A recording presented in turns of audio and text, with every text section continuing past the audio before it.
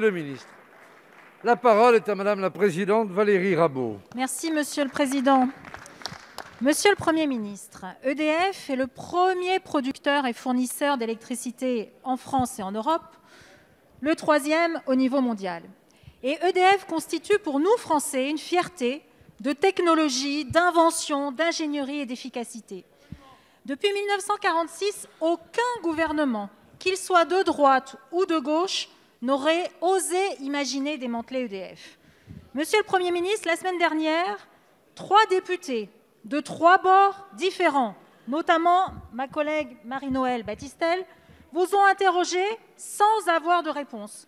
Je vous repose donc une question simple. Envisagez-vous, oui ou non, via le projet Hercule ou un autre, de couper EDF en 3, c'est-à-dire de la démanteler? Merci, Madame la présidente. La parole est à Monsieur le Premier ministre.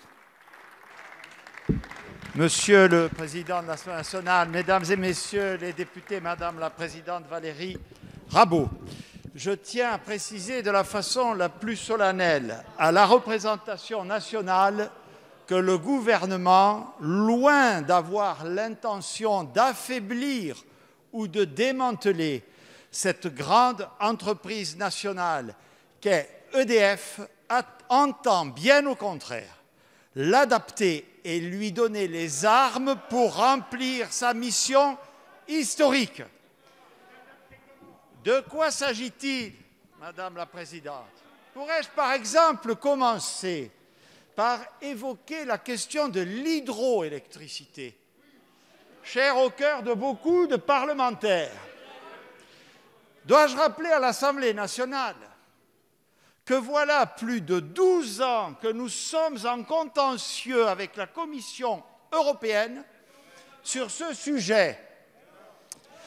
Qui l'a réglé? Qui l'a réglé? Eh bien, nous allons le faire, Mesdames et Messieurs les députés. Et nous allons le faire au terme de discussions avec la Commission européenne qui permettra de conserver à EDF ses prérogatives en matière d'hydroélectricité.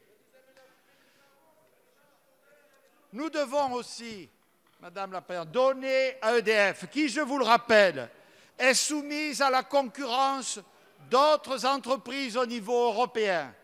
Nous devons lui donner les moyens de financer ces projets, de financer le mix énergétique, de continuer à investir dans les énergies renouvelables.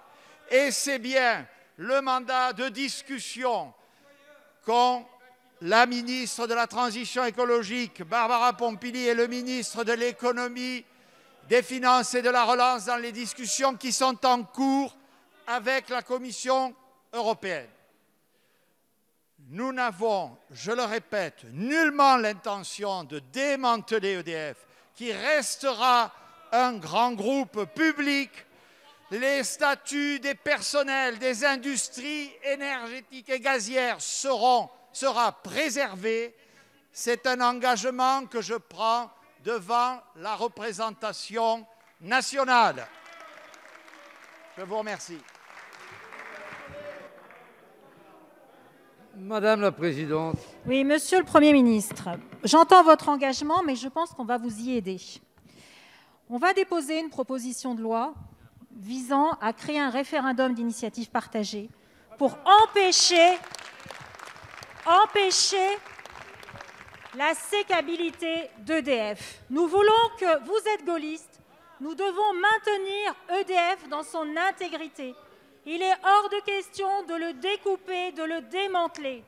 Monsieur le Premier ministre, j'en appelle à l'ensemble des collègues, nous en appelons à l'ensemble des collègues, qui souhaitent maintenir EDF, qui souhaitent maintenir son intégrité, qui souhaitent faire en sorte que le fleuron que constitue EDF puisse continuer à vivre. Nous leur proposons qu'il puisse y avoir un référendum d'initiative partagée et que l'ensemble des Français et des Françaises puissent s'exprimer sur ce sujet. Avec 1,2 million d'entre eux, nous vous avons empêché de privatiser Aéroports de Paris, ce qui aurait été aujourd'hui une catastrophe. Eh bien, nous vous empêcherons de démanteler EDF, quelle que soit, sous quelque forme que vous souhaitez le faire. Merci, Madame la présidente.